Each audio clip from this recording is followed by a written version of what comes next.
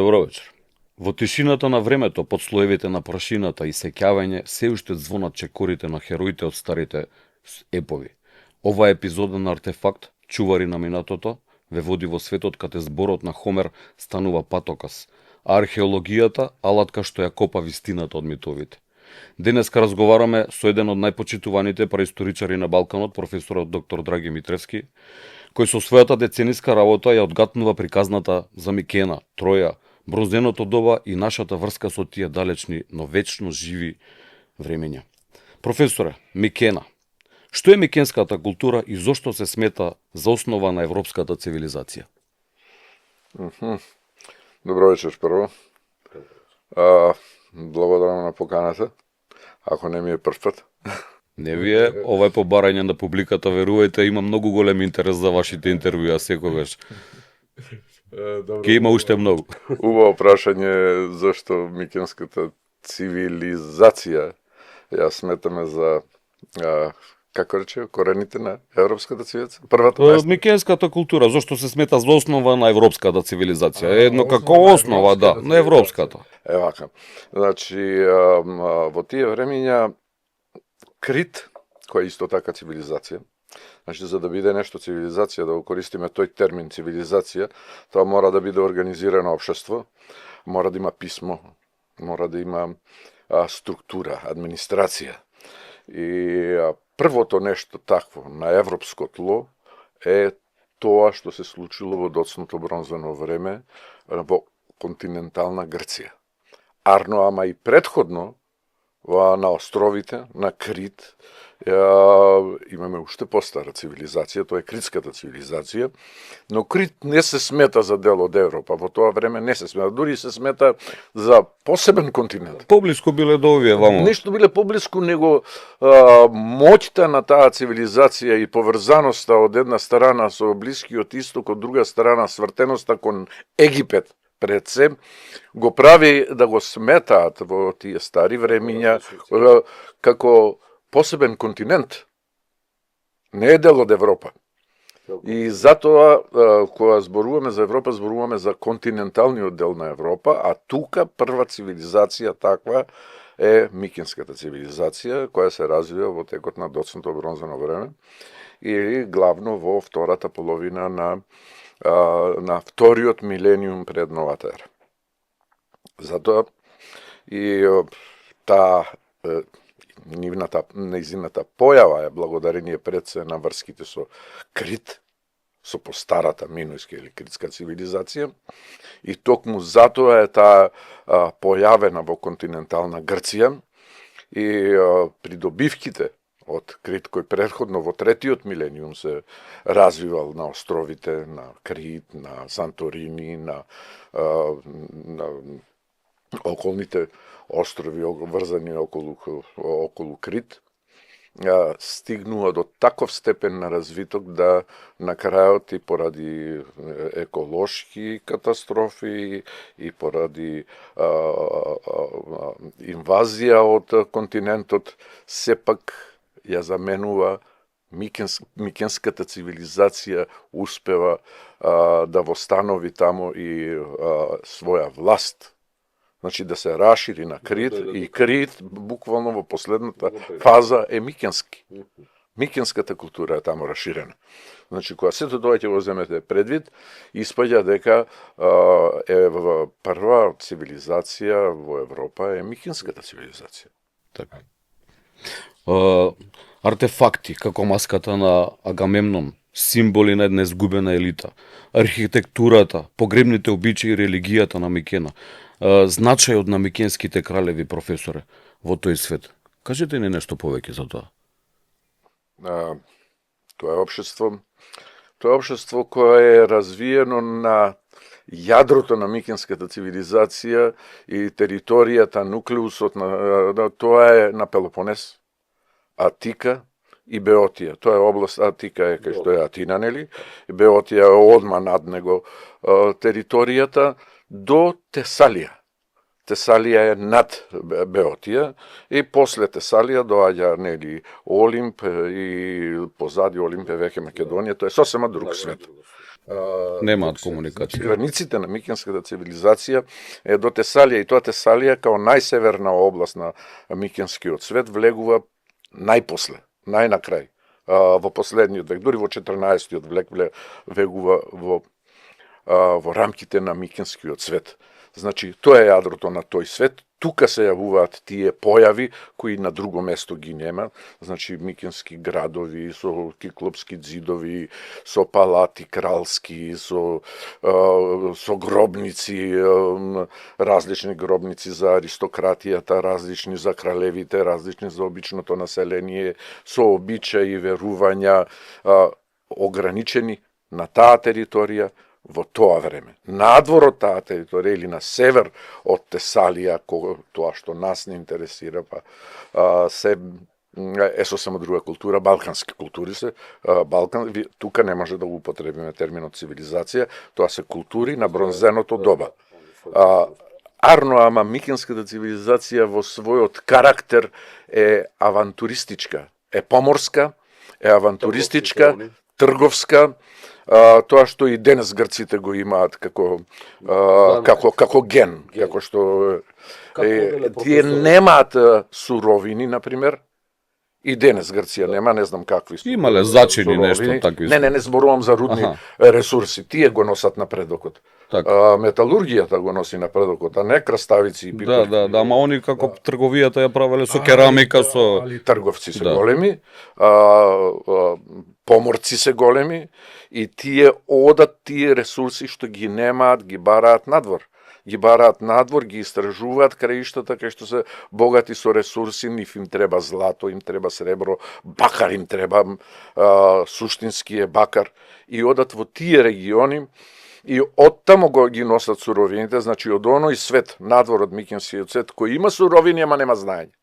Нема металургија развиена, а има суровини, оттамо ги носат и ги развиваат своите градови, а секој град има своја управа, има своја администрација, има свој владетел и уште тогаш почнува системот на полиси кој ќе ги знаеме ние од класичниот свет, но уште во микенско време секој град си има своја управа, си има свој владетел и своја администрација, си имаат и свое писмо, микенското писмо, она линеарно Б писмо наречено, или микенско, можете и микенско да го кажете ако сакате. Тоа е дешифрирано, тоа се чита, евиденцијата се води на глинени плочки, во кралските палати си има посебна просторија кај што се води евиденција колку е увезено, што знам, руда, колку е, што знам, дадено размена. Битно економски некои. Тоа се главно такви записи, но во тие записи постојат и географски податоци од кого, со кого е тргувано, до податоци во смисла колку овци се острижени, колку волна е добиена, колку тоа е дадено вамо, сето тоа стоја на глинените плочки запишано со врежување на линеарно Б писмо. Затоа е она цивилизација. Тоа пак ќе кажам што е на север, тоа е надвор од секаква микенска интеграција. Тоа е веќе балканско бронзено време. Него не можеме да го наречеме цивилизација. И тука е тоа, има одраз и во митологијата, и во легендите, и тој нивниот авантуристички дух во потрага по ресурси. Како оделе професоре? Биле морепловци, значи ако немале мориња, најверојатно ги користеле и реките, како ги пловните реки, за да стигнат секаде. Транспортот и нивните сообраќајници се поморски. Значи тие се главни по водените линии, по нив тие навлегувале, длабоко навлегувале и во Јадранско море, и во Јонско море, на исток, низ Мраморно море, до Црно море, до Колхида, значи легендата, најубава илустрација на сето тоа е легендата за аргонаутите. И Јазон со аргонаутите, нели, оди во потрага по златното руно во Колхида, на кај Кавказ горе, и тамо открива народ кој има злато, и тоа злато го добива со сеење во свежа овча кожа, и тие Тоа е основата на легендата за патот на аргонаутите. Така. Некаде од Тесалија, нели, до Колхида. Попат и тие и се враќаат назад, има други легенди за влез по Дунав. По Дунав влегувале, од Црно море влегувале по Дунав. Дунав е многу широк, голем навлегувале до длабоко во Дунав, во најбогатиот регион и денес со злато и бакар, а тоа е под Карпатите.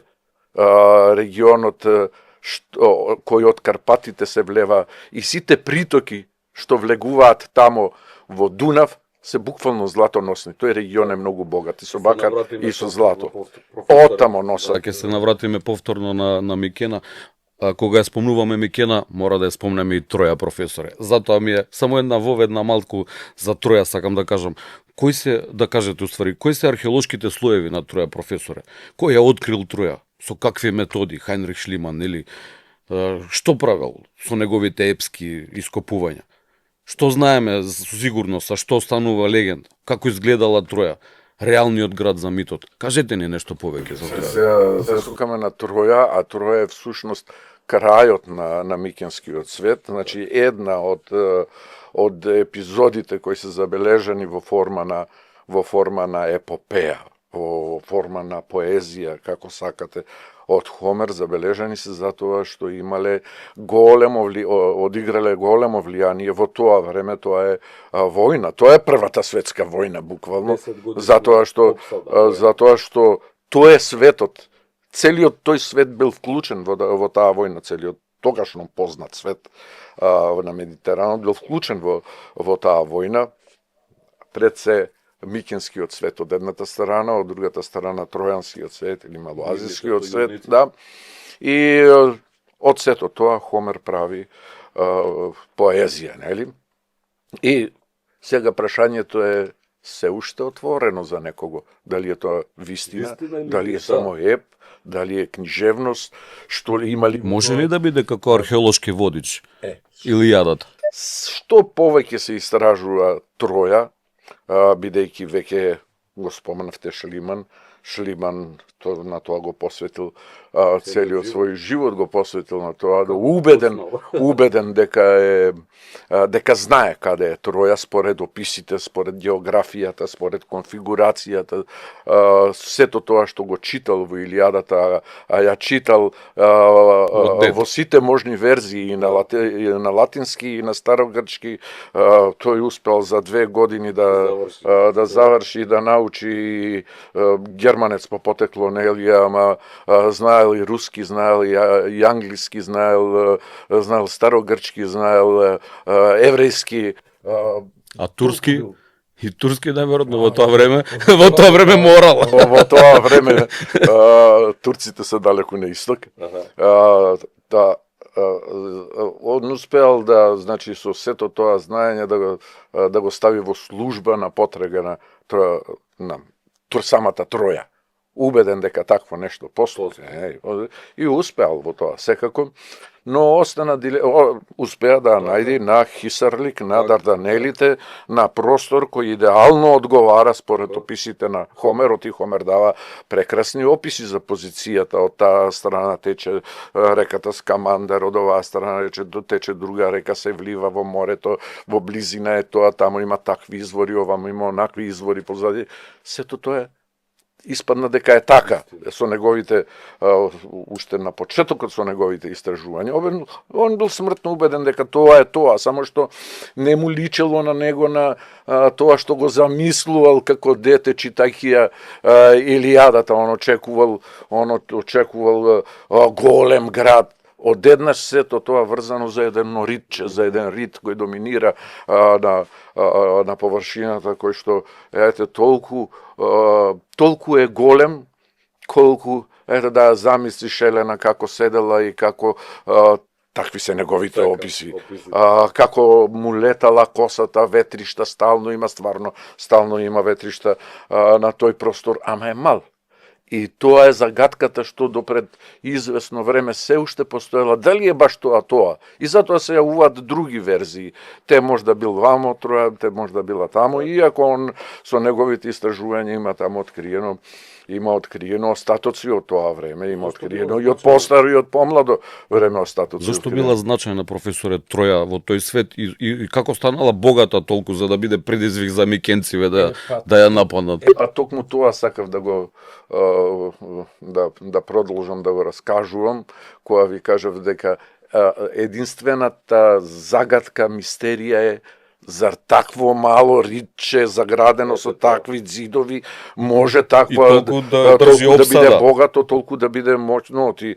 Тоа е богато со злато. Хомер точно кажува податоци дека Пријам, владетелот на Троја со неговите синови, со династијата негова и воопшто он зар може да се врзи за едно такво мало просторче. Но благодарение на истражувањата на еден германец, на асистентот на Хайнрих Шлиман, не, подоцна? на Корфман. Корфман. Кој истото тоа го мачело и него.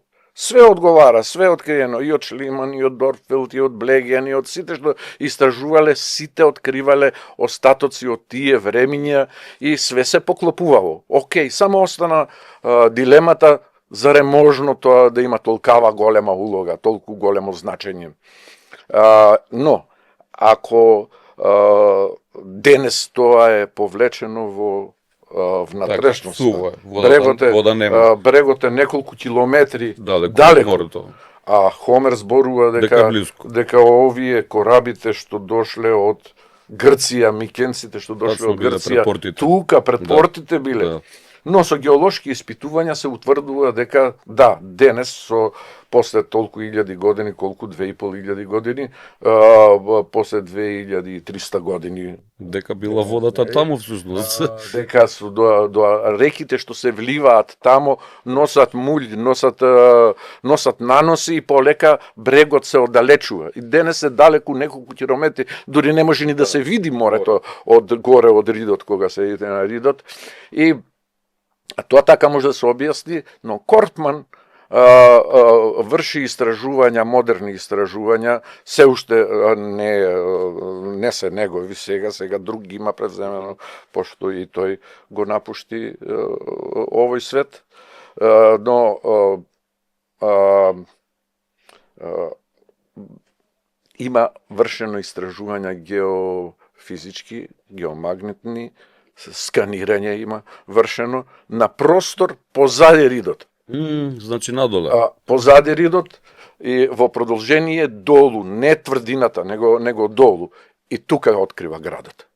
Тука открива градби, еден куп и со контролни истражувања тоа е потврдено и излегува дека тоа што е на Ридот, тоа е само кралската фамилија. Тоа е само тврдината за палатата кралска и за фамилијата Пријам. кралска. Така. А обичното население си живее долу во продолжение, си имам. Значи Пријам, Хектор, Парис, Елена таму биле сместени. Да, тие биле таму. И сега веќе нема дилеми никакви за тоа, дали е Троја. Да, затоа што има податоци кај Хомер кои во толку ситни детали опишуваат, го опишуваат тоа време, не само као време, него оружјето, со какво оружје се војувале, не знам, облеклото, па кога ги опишуваат во боите меѓу јунаците, ахејски и овакви микенски, тој оди во детали. Сето тоа археологијата веќе го има откриено и тоа е тоа. Тука беше нема повеќе никакви дилеми. Дуелот Ахил и Хектор, професоре. И другите дуели што биле таму, нели 10 години се случувало. Кажете не нешто повеќе за тоа. Не е во прашање еден дуел, значи целата епопеја 10 годишна војна е во прашање, епопејата е само последната фаза од сето тоа. Хомер опишува двобои, Хомер опишува херојски дела и од едната и од другата страна. Тоа што е Ахил, лидерот на ахејците и полубог, кој не може никој да го победи. најповеќе се задржува нормално на него и на тие што ќе му се спротивстават на Ахил. Како завршил Хектор знаеме, но многу поинтересно е, например, двобојот на Ахил и Астеропај. Кој е Астеропај, професоре? Ете тоа, зошто е тоа многу важно? Затоа што е човек од нашите краишта. Значи, на територијата која подоцна историјата ќе ја знае како античка Македонија, значи на таа територија во Микенско време, во тоа тројанско време не постојат македонци, никаде во Илијадата не се спомнува македонци како народ, но се спомнува друг народ. Кога ќе кажам народ, тоа значи организирана сила, значи луѓе свесни за своето потекло, луѓе со исти јазик, со исти обичаи, со исти верувања, со територија конкретно определена, не држава, ама народ. Народ, оформен народ. Единствен кој од овие краишта балкански тука учествувал во Тројанската војна се пајонците. Значи пајонците се тој народ кој на оваа територија подоцна ќе од нив ќе израсне, многу е логично, ако ги има во Тројанска војна како организирана воена сила со своји одреди, со своји војсководци, во тој случај од цела оваа територија кај Хомер се спомнува само географски поим Ематија, географски поими се спомнуваат и се спомнува област Ематија. Ематија и ден денес се вика, грците ја викаат оној дел на сливот на Вардар во Егејско море, од десна страна биле мочуришта, све подоцна е позната као Ботија. Тоа е срцето на територијата кај што подоцна ќе се организира античката македонска држава и ќе се оттаму шири, нели? Но, предходно, таму живееле заедници, пајонски заедници. Пајонците више се народ, афирмиран уште во доцното бронзено време, уште во Тројанската војна, и нив ги воделе, познати се тројца војсководаци што учествувале со своја војска, оделе од таму на страната на тројанците да ја бранат Троја од ахејците. Еден најголемиот јунак е Астеропај. Астеропај е јунакот кој му се спротивставува на Ахил. Зашто? Затоа што тројанците, тоест Пријам, кралот и сите тие што ја воделе работата, решиле и едната и другата страна решиле дај да не гинеме без веза и така доста двајца кој е најак од кај вас и од грчка страна се знае дека тоа ќе биде Ахил, ама од оваа страна кој да биде, од оваа страна го одбрале Астеропај, затоа што бил познат по своето јунаштво.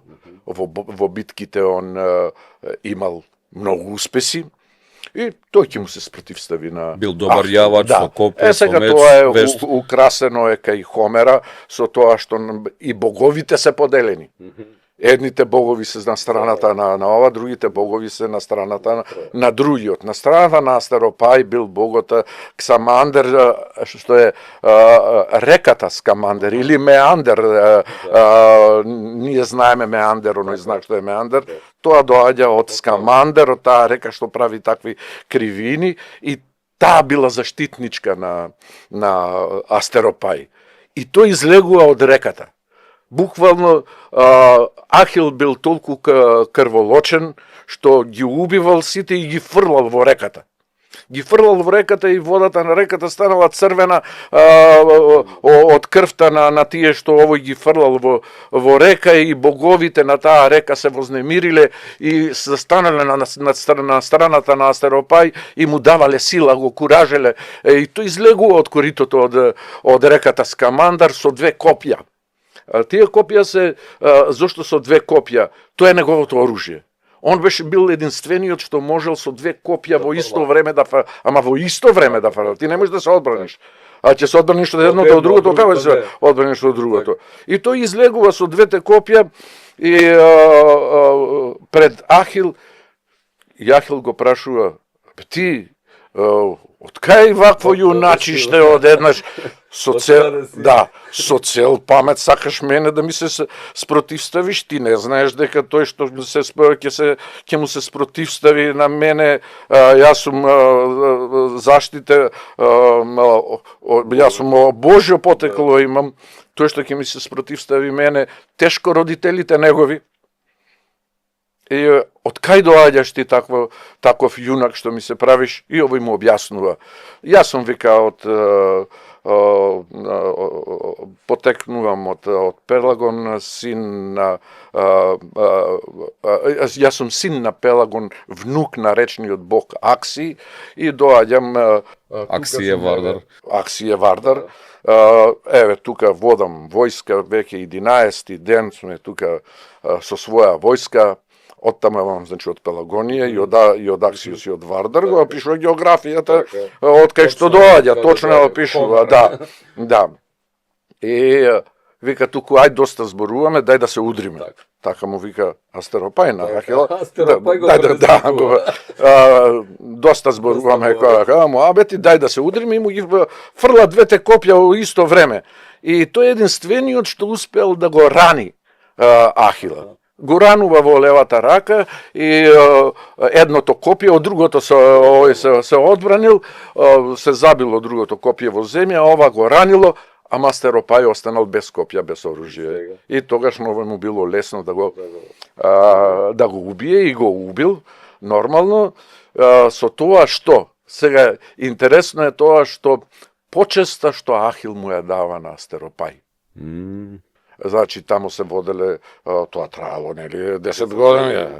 Значи, после секоја битка, значи, имало време за прослави, веселби, погреби, банкети. Организирале и надпревари. Многу често организирале надпревари, јуначки надпревари, грците во логорот свој, и во еден таков надпревар кај што се надпреварувале, главна награда била опремата воена на Астеропај, оклопот на Астеропај, ќе го добие оној што ќе биде победник. Значи, толку се почитувал Астеропај. Како трофеј. Да, како трофеј. А дури оди работата и подалеку, така што денес имаме звезда со име Астеропај. Стварно? Ова не го знае, професор. Звезда именувана според Астеропај. Браво. Таа епизода која е поинтересна и од двобојот меѓу Ахил и Хектор. Ова е причината што се заразив јас за археологија, ова предавање баш. Сакам сега да ве прашам нешто за Шлиман. Дали бил херој, значи гробокопач на Троја, како неговиот аматерски ентузијазам го менува светот на науката? Како тој фатил да ја копа Троја? Дали било тоа вистински правилно, неправилно? Што направил таму, професоре? Вака, тој е ентузијаст, прво. Ентузијаст кој, ама богат ентузијаст. Значи, он се остварил како богаташ, имал пари, сега ќе бидам ово. Сето богатство што го има остварено, го има собрано, буквално е со таа една единствена цел. Така, за да дојде не да најде Троја. Да најде Троја. Тој успева во руско-турските војни да купи дрвниот материјал за правење бродови, да им го продава на едните па на другите, дознава за златната грозница во Америка, оди во Америка за време на златната грозница и таму собира, од таму собира големо богатство, станал еден од најбогатите луѓе во Европа, во светот, и тогаш тргнува он на кај Мала Азија, преку Крит, прво на Крит, прво требало да провери Микена. Таму, да се сомневал, од Микена. Прво сакал да ја најде Микена, уствари. Да, затоа што ако стварно постои Микена, како што вика Хомерот, и Хомер ги опишува сите тие градови што учествувале во Тројанската војна од страната на хејците, значи во делот од Илијадата што се вика каталог на бродовите, тамо опишано е секој град кај е и колку бродови дава во експедицијата. Главен од тие градови е секако Микена, богата со злато. така тој ја опишува, владетел Агамемнон, нели, па брат му негов владетел во Спарта, во соседна Спарта, ама домазет во Спарта и како домазет нормално он Малце потивок ќе биде. не потивок, него ќе му ја зема Телена. Да. И од таму е причината за војната, за војната, нели, она легендарна причина за војната, па се собрале сите бродови во Арголида, во Навплион денешен, во заливот, сите бродови пред да тргнат за исток и сега тука раскажува како немало со денови, со месеци немало погоден ветер, морало жртва, па морал да жртвува ќерката своја Ефигенија, Агамемнон, генералот на сите нив, за да добие ветер. И така почна Тројанската војна. Сега ако Микена, значи, постои онака како што ја опишал Хомер, Шлиман си веднаш... Значи, мора да има и Троја. Значи, тоа има вистина во приказната. Так. Он не само што ги открива остатоците, а тие се гледале во негово време. Остатоците од Микена се гледале. Неговите, он имал цртачи со него. Так. Немале фотографии, немало цртачи. Он ја исцртува портата, Лавовската порта, до пола се гледале, зидовите се гледале од Троја, точно онаква како што ја опишал Хомер, каков бил влезот, што имал над влезот хералдичкиот знак, оној на двата лава околу столбот што стојат исправени, тоа е све опишано и он тоа го гледа, он го открива. Еве ја Микена, баш на тоа место, баш таква каква што е, мора да е вистина легендата за Троја. Сега треба да ја бараме Троја. Кај тргнале што тргнале, он оди во Отоманска империја е тогаш во прашање, тогаш е битен султанот, битен е и пашата, битен е и агата во тој регион, тука сите треба нив да ги подмитиш, да ги натераш да ти дозволат тамо да копаш. Он успева со работници све, нели, и успева дури и последниот ден од ископувањето да го открие оно богато, оние богати наоди што подоцна. Во кој слој, професор Агина, во кој слој се најдени богатствата? Тие се познати као пријамовото богатство, нели? Он така го нарекол, нема врска ни со пријамни, значи, затоа сакав да ве прашам. Но така го нарекол затоа што бил убеден, он бил задоен со богатството на Троја. Так. Он ја замислувал Елена цела во злато накитена до и ја накитил својата Софија. И така го изнел богатството. Така го изнел во Грција, го богатството како личен накит на Софија, подоцна ден денес грците му ја имаат куќата направено на Шлиманот и све однел во Атина. И едно време било тамо, но после тоа доаѓаат војни, нели, па на крај сето тоа патешествие завршува, тоа богатство завршува во музеот Горки во Софија, во Русија. Во Русија завршува, иако он го има завештано, не знам на македонски како се заветено, не знам. Обеќано или оставил документ дека го остава на германскиот народ. Ама не стигнува до Германија заради Втората светска. Да, и русите си го земаат. Па не победиле германците. И тоа е дури пред 10 години е прв пат извадено. Русите не знаеле што имаат. Не, русите совршено знаеле, ама не го покажувале и денес не се знае чиво е тоа. Ама битно е таму. Кај што се наоѓа на Германија, кај што е заветено од истражувачот, на Атина, на Грција, од кај што е однесено, или на Турција, од кај што е извадено. И сите страни полагаат на тоа право. Важно, ако сакаме да го видиме, ќе си одиме во Турција и да видиме. Не, да, во Москва да. Или во Москва, да прашаме прво тоа.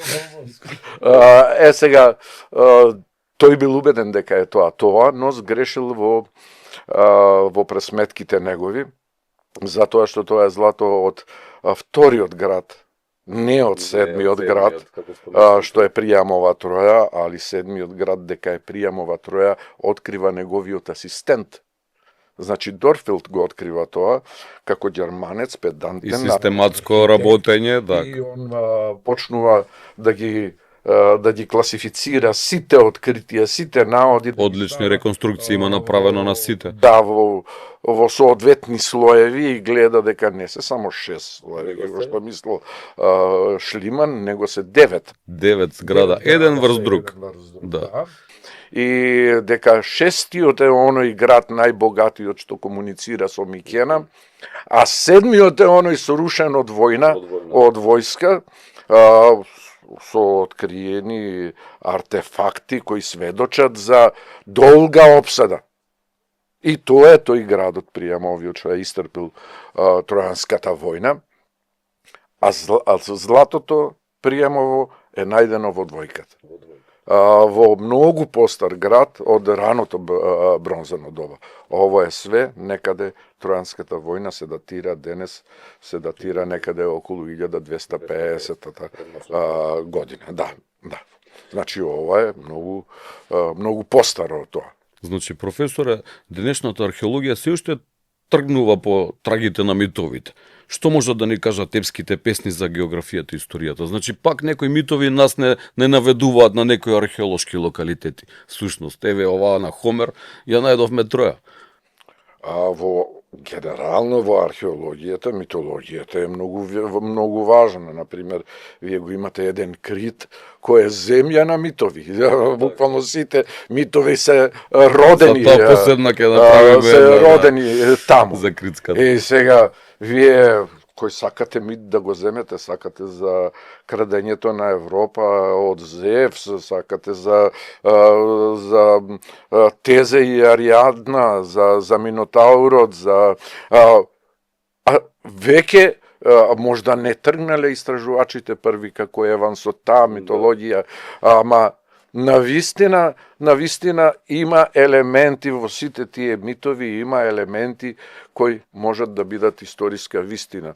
Но, сепак, се работи за легенди, за митови кои се зачини на историјата. Во таа смисла,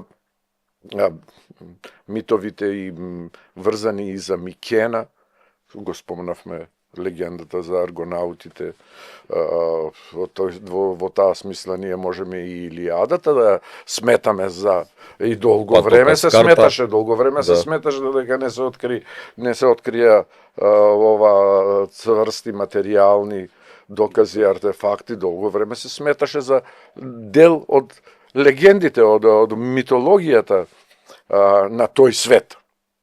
Но, ете, гледаме дека и во нив има историски моменти, многу значени историски моменти кои можат да помогнат во реконструкција на тоа минато. Тоа земја без митови е без историја.